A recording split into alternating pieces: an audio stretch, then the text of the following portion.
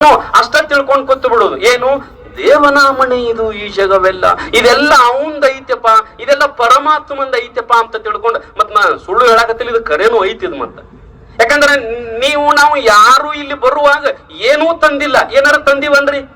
ಏನೂ ತಂದಿಲ್ಲ. ಹೆಂಗ ಬಂದೀವ್ ನಾವಿಲ್ಲಿ ಅಂದ್ರ ಅದು ಹೇಳೋದ ಬೇಡ, ಹಂಗ ಬಂದೀವ್ ನಾವಿಲ್ಲಿ ಹೆಂಗ್ ಬಂದೀವ್ ಅಂದ್ರ ಏನೂ ತಂದಿಲ್ಲ, ಮತ್ತ ಹೋಗುವಾಗೂ ಏನು ಒಯ್ಯಂಗಿಲ್ಲ. ಅದಕ್ಕೆ ಇಲ್ಲಿ ಹೆಂಗಿರ್ಬೇಕಂದ್ರ ಎಲ್ಲ ಪರಮಾತ್ಮಂದಪ್ಪ ಅಂತ ತಿಳ್ಕೊಂಡ ನಾವು ಸುಮ್ಮಿದ್ದು ಬಿಡೋದು.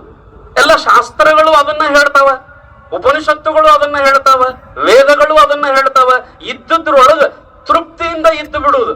ದೊಡ್ಡ ಸಾಹುಕಾರ ದೊಡ್ಡ ಮನಿ ಕಟ್ಟಾನ, ದೊಡ್ಡ ಕಾರಗಡೆ ತಂದಾನ ಅಂತ ತಿಳ್ಕೊಂಡ ಅವನ್ನ ನಾವು ನೋಡ್ಕೊಂತ ನಾವು ಅದರ ಮ್ಯಾಗ ಆಸೆ ಪಟ್ಕೋತ ಕುಂತೀವಿ ಅಂದ್ರ ಅದರಂತ ದುಃಖನ ಯಾವುದು ಇಲ್ಲಿ ಮನೆಯಾಗ. ಯಾಕಂದ್ರ ಬಡದಾಡಕ್ ಹಸ್ತದ, ದೊಡ್ಡ ಮನಿ ಕಟ್ಬೇಕು, ದೊಡ್ಡ ಕಾರಗಡೆ ತರಬೇಕಂತ ಬಡದಾಡಕ್ ಹಸ್ತದ.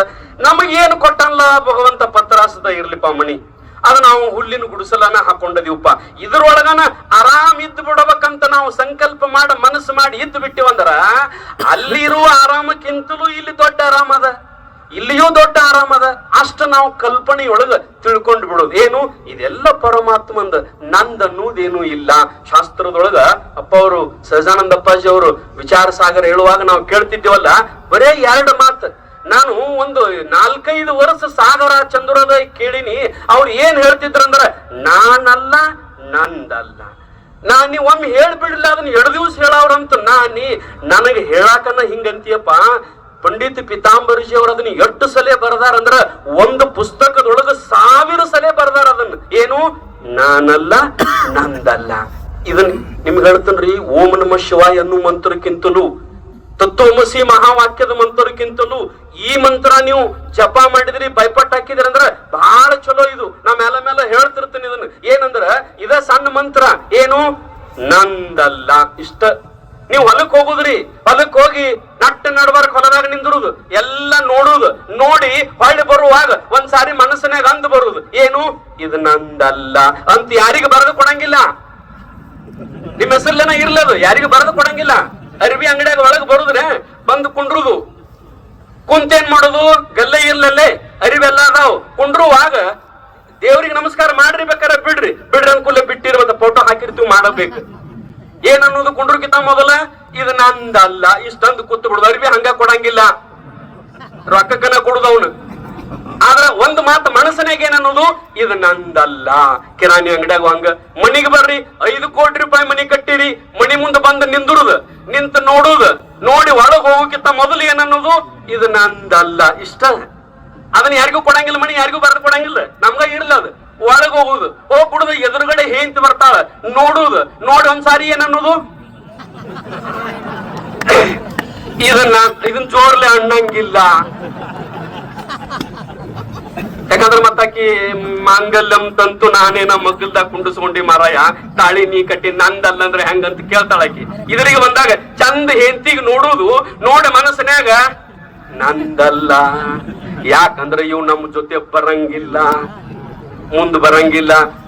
ಒಳಗ್ ಹೋಗುದು, ಒಳಗ್ ಹೋಗಿ ಟ್ರೆಜರಿ ತೆರೆಯುವುದು, ಒಳಗ್ ಬಂಗಾರ ಇರ್ತಾರ, ರೊಕ್ಕ ಇರ್ತಾರ, ಅದನ್ನೆಲ್ಲ ಹೊರಗೆ ತೆಗೆದು ನೋಡುದು, ನೋಡಿ ಇದು ನಂದಲ್ಲ ಅಂತ ಹೋಗಿ ಹೊರಗೆ ಯಾರಿಗೂ ಕೊಡಂಗಿಲ್ಲ, ಮತ್ ಒಳಗೆ ಇಡುದಲ್ಲಿ. ಸುಮ್ಮಿದು ಬೈಪಟ್ ಇಷ್ಟ ಮಾಡಿ ನೋಡ್ರಿ, ಎಷ್ಟು ನೆಮ್ಮದಿ. ನಿಮ್ಗೆ ಹೇಳ್ತೀನಿ, ಇವ ಎಲ್ಲ ನಮಗ್ ದುಃಖ ಕೊಡು. ಈಗ ಸದ್ದ ರೊಕ್ಕ ದುಃಖ ಕೊಡಂಗಿಲ್ಲ, ಬಂಗಾರ ಹೊಲ ದುಃಖ ಕೊಡಂಗಿಲ್ಲ. ಇದು ನಂದು ಅನ್ನುವುದೇನದಲ್ಲ ಅದ ದೊಡ್ಡ ದುಃಖ ಕೊಡುದು. ಅದನ್ನ ಒಂದು ನಾವು ಕಲ್ಕೊಂಡು ಬಿಡುದು. ಏನು ಇದು ನಂದಲ್ಲ. ಇಷ್ಟ ನಾವು ಏನಪ್ಪಾ ಅಂತಂದ್ರೆ ಕಲ್ಕೊಂಡ್ ಬಿಡೋದು. ಆ ರೀತಿಯೊಳಗ ಅಧ್ಯಾತ್ಮ ಅಂತಂದ್ರೆ ಬಹಳ ದೊಡ್ಡ ಕ್ಷೇತ್ರ.